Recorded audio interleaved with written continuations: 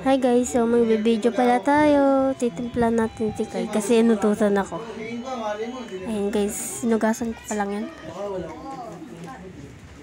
Yan, titimplan ko na. Di magkakasya yung tubig.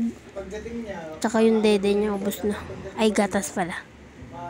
Ayan guys, nilalagyan ko. Kukutsilyuin ko pa yan. Pwede pala yung ganun. Ayun guys, tinulungan pa ako. Ma, bawal yan sa baw. Ma, pwede na. Ayun guys, wait lang.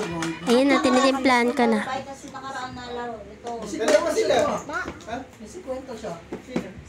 Ayun guys, may kausap kasi ako kanina. Ang dilim. Ayun, ang bubuksan ko. Okay